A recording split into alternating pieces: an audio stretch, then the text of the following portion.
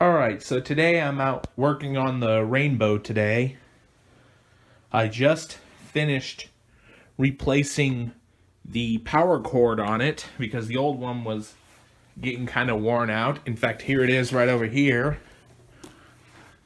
Is that you can see I completely unplugged the cord, or take this old one out. I decided to get a whole cord that had the prongs and everything. I didn't want to splice wires. But anyway, as you can see, this is the old cord. This is the reason why I'm wanting to replace it. There were a few notches in it. So I got a brand new generic replacement cord. It wasn't that hard to replace this. The only thing that got pretty time consuming, oops, hold on, get the latches out of the way, was taking out the whole motor to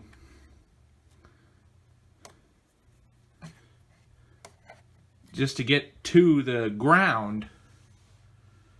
That little green wire right here, it actually sits on the motor housing and provides the ground so you don't get electrocuted.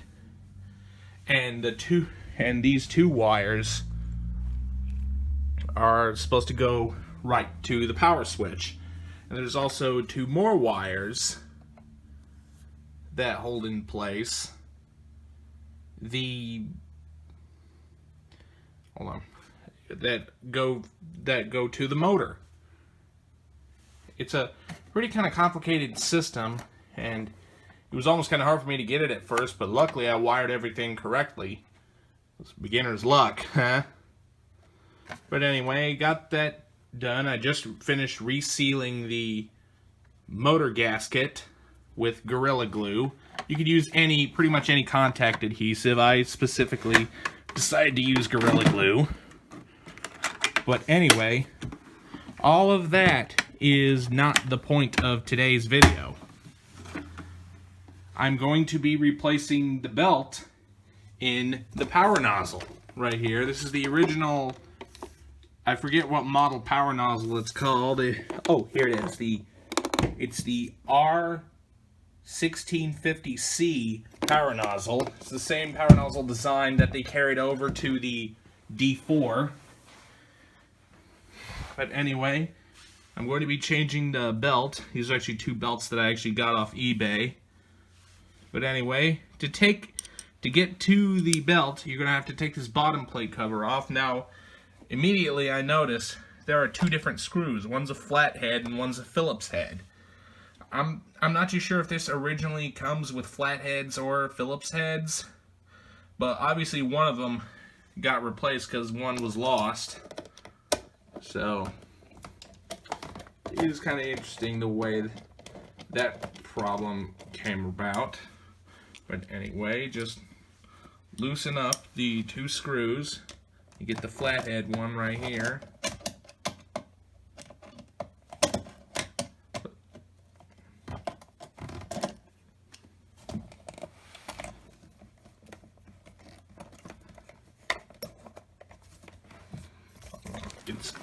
It would kind of be best if I just laid it flat like that.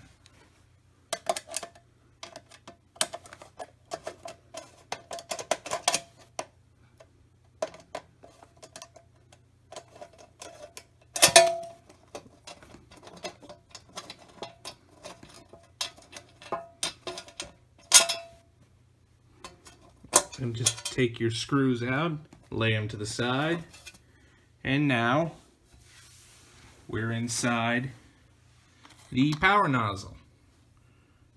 And wow, this thing could use a good cleaning, which I'll probably go ahead and clean it out real quick. Alright, got the belt off the shaft and started giving everything inside the power nozzle a nice cleaning, even the bottom plate right here. There is a bit of weather stripping that has wore off over time. Probably gonna get that fixed one of these days. But anyway, for now, let's go ahead and get focused on the belt here. And here's the original belt that I just pulled off. And, they use a Eureka belt. It's a good thing I found this out, and it looks like this original belt was on its last leg because of this little notch right here from where it stretched. So anyway, it's good that now I'm going to be replacing it with this. So anyway, you just slide it in onto the motor shaft, then bring it forward until it grabs a hold of the pulley that connects to the brush roll, and that should fix it. Alright, belt is on the shaft. It is spinning nice and freely. The only thing I might need to do later is put this thing to a test. Also, I think I might have found the reason why it's using this aftermarket Phillips head screw. The original hole in here is very worn down that the previous owner had to fix it with some epoxy. And luckily this works, but everything has been holding on by probably with this one little Phillips screw. So anyway, enough with that. Let's go ahead and put this back together. Oops. Just make sure you don't get any wires pinched in the process. Hold on, before you put it back in, you got to put this little strip right here that goes around the back and hugs against the bottom plate so there's no vibration, and also protects part of the motor. But anyway, once that's in place, on goes the bottom plate, and I'll first go ahead and put in the aftermarket screw. Just slowly by hand thread it in, then do the rest with the screw.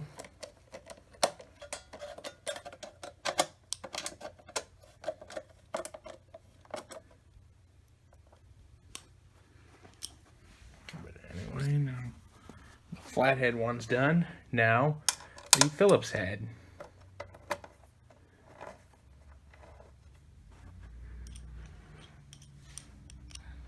Put the Phillips adapt on, and then thread it in place. And now it's complete. And now the final step. I'm going to go ahead and test it out to see how it does. Now I just filled the basin with fresh water, and now I'm going to see how good this cleans up just after changing up the belt. In fact, I just ran over the carpet here with the Royal 880 twice, in fact. Now I'll see what this thing picks up.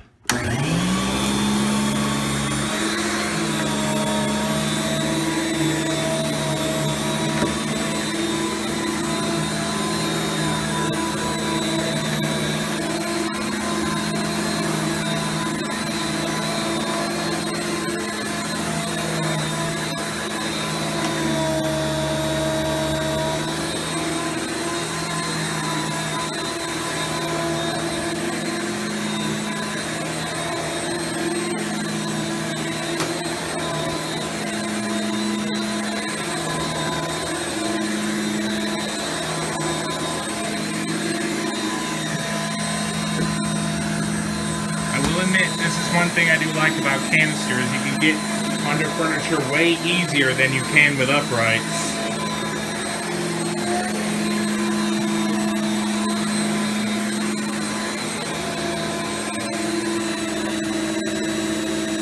Power nozzle sounds way healthier, and I don't know if you can see this, but very slowly but surely the brush roll pulls the power nozzle along the carpet. That's something you don't see quite often with canisters. Alright, now that's that. Alright. Now on just those quick little passes, see what this thing picked up.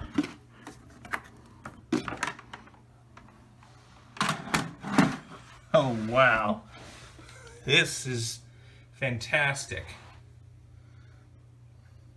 And I thought the Royal did a pretty good job. But boy, was I wrong. But anyway, that was the video of cleaning up and replacing the belt in the power nozzle on the Rainbow D3c. Hope you've enjoyed it, and don't forget to like, rate, comment, and subscribe. Thanks for watching, and we'll see you next time.